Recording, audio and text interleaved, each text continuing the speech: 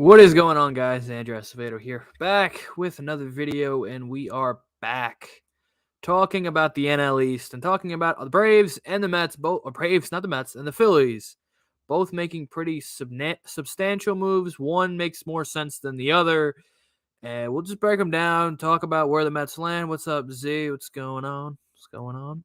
And we're just going to talk about these two moves. I don't know how long. I might be on here for like 10 minutes, and we're just going to talk about it. So let us start with the one that came kind of out of nowhere, and that was from Passan, that the Atlanta Braves have signed longtime closer for the Los Angeles Dodgers, Kenley Jansen, to a 1-year, $16 million deal.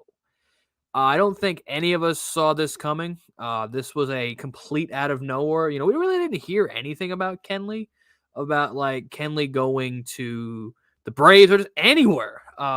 Anywhere. We didn't really hear anything from Kenley's camp. We heard there was a couple of teams interested in him, but it really wasn't like, oh, there was a clear cut. Like once the Phillies kind of got involved with Castellanos, you had an idea the Phillies were going to sign Castellanos. So that's not surprising at all. Pre's been back in Conforto. I think the Mets need to go bigger than Conforto, but I don't think they're going to do it. So we'll get to the Mets and after that we talk about Castellanos and Jansen. But Jansen last year, 69 games pitched, 69 innings, nice.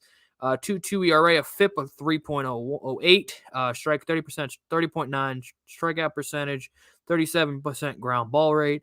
Again, not a bad pitcher. He's definitely bounced back from what he used to be. I think he was struggling the last couple of years, so I'll just bring this up real quick. But the Braves do add him to a bullpen with Tyler Matzik and Will Smith, and they did sign Kirby Yates. So the Braves have got plenty of pitching. This from Rosenthal is a pretty good statement. The players that they've lost from the 2021 club, Freddie, Jock, and the rest really don't matter. Unsigned, we've got guys like Smiley, Soler, and Tomlin. But players they've added, Matt Olson to replace Freddie, Kenley to replace, I guess, technically, Jesse Chavez. They replaced Jesse Chavez and Chris Martin with Colin McHugh and Kenley Jansen. They've added Alex Dickerson Thornburg. They brought back Eddie Rosario. So, again, the Braves look to be the team to beat in the division by a landslide. And I don't think they're done. They have been linked in Carlos Correa talk. So who the hell knows? The Braves are going to try to go back-to-back. And you know what? They've earned it, and I've seen a lot of people complaining about it.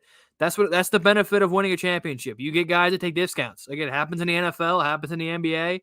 You win championships. Players want to win on championship and winning teams, and the Braves have done a great financially getting guys like Acuna and Albies and now Matt Olson on very cheap deals. So they have the ability to go out and add and continue to add.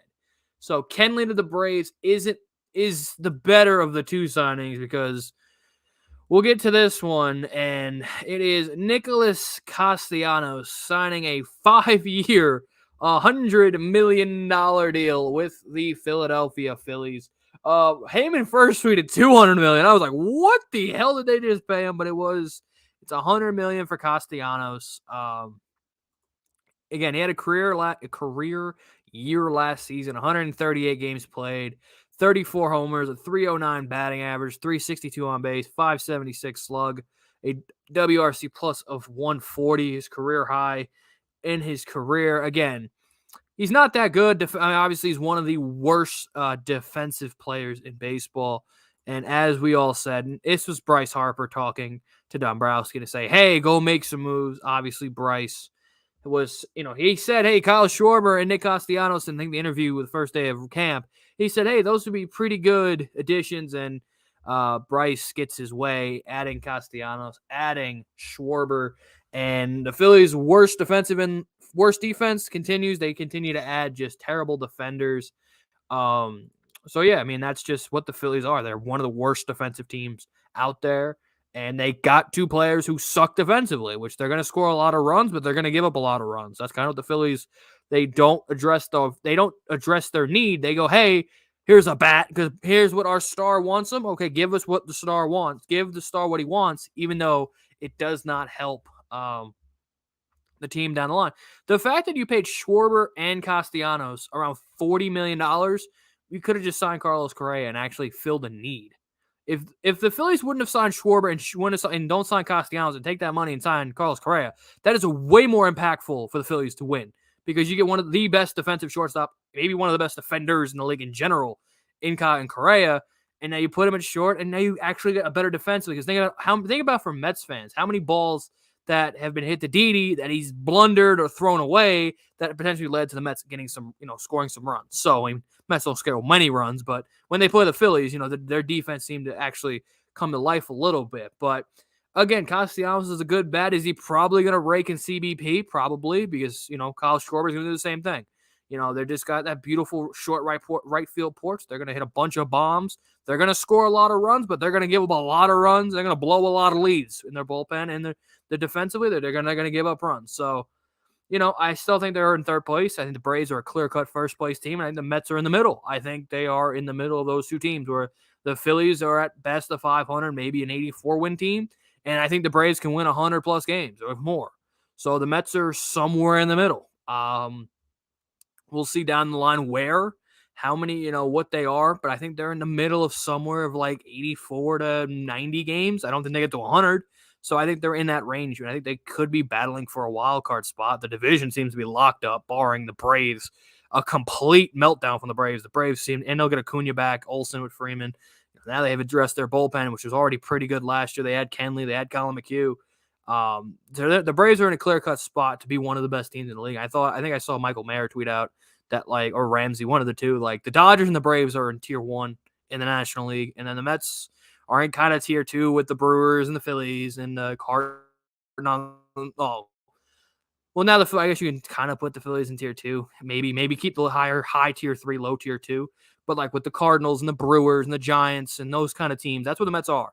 So, it sucks to have the Braves in our division. And, obviously they won the World Series, and hey, they're going to try to repeat. So, on that note, that's how I feel. I will probably make some NHL content because the deadline is on Monday. So, probably a live stream Monday. Again, if anything else happens, we're still waiting for Story. We're still waiting for Correa. Does Steve Cohen wake up tomorrow and say, hey, the NL East making a bunch of moves. We need to make a move for another bat. Who knows? I don't expect it. I think the Mets are going to stay pat. I think they think they have a good roster, and they're going to see what, I think they're done spending big, and then they're going to wait to play at the trade deadline, and maybe depending on where this team is, I think they'll make a trade, make some big trades at the deadline, kind of what the Braves did this year. Kind of waited pat, stayed pat, and then see what happens during the season. Moving into at the deadline, make your moves there. So, on that note, Kenley is more important, more impactful than Castellanos. Castellanos is just Castellanos. So, leave in the comment section down below. What do you guys think of the Kenley signing, the Castellanos signing, and what do you think the Mets need to do next? So, thank you guys for watching. Be sure to drop a like, subscribe, turn on those notification bells so you never miss an upload. And I will see you guys in the next video.